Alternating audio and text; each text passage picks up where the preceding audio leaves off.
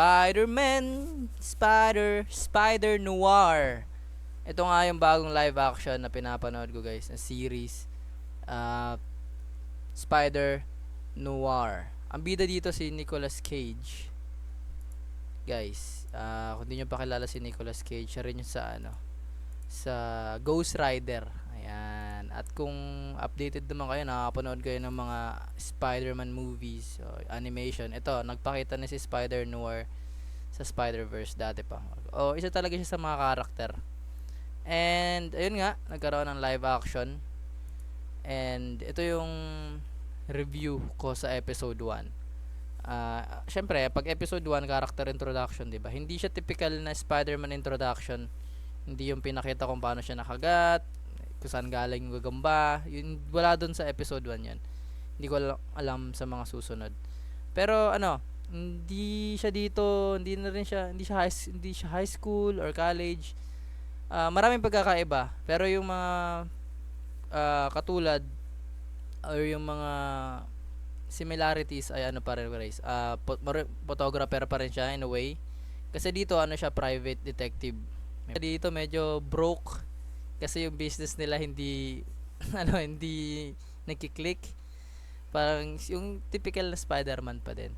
At sa una ng movie, alam ko parang ginagamit niya talaga yung powers niya. Kaso may nangyari sa parang Gwen Stacy version niya dito, yung si Ruby yung kanyang lover. Yun, hindi niya naligtas. So parang sinuko niya na ang pagiging Spider-Man. At ayun, parang na-realize ko rin dito na ayaw niya nang gamitin yung powers niya para wala na siyang responsibilidad. No power, no responsibility. Kasi may mga moments na kaya naman niya sanang mas magamit yung kanyang power, pero ayaw niya talaga. Ayaw niya na maging si Spider-Man.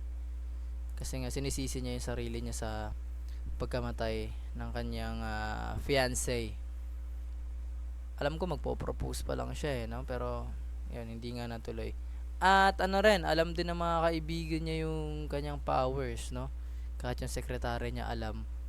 Kaya yung kaibigan niya na journalist alam. Bandang dulo ng episode 1, napunta siya sa isang sitwasyon, may kalaban kasi siya. Si Sandman ata yan.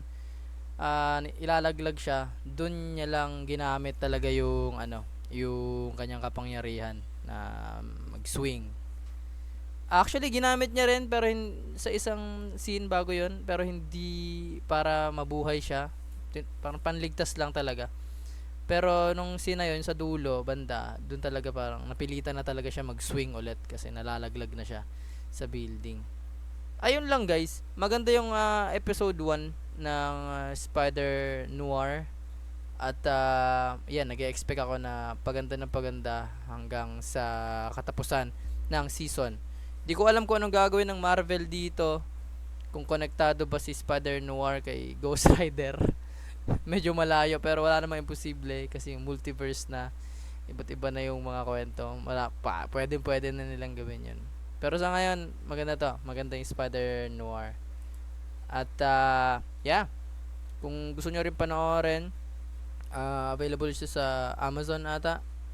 So yeah, comment down below kung anong tingin nyo sa series na to, kung napanood nyo na, kung ano yung na-expect nyo.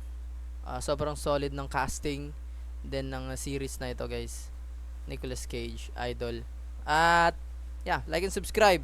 Join the gaming adventure. At sa susunod ulit na series review or movies review or anime review, kung kailan ko talaga matripan, kung kailan ako may masasabi, kasi hindi pa ako masyadong sanay. Like and subscribe. Peace out. BDB out.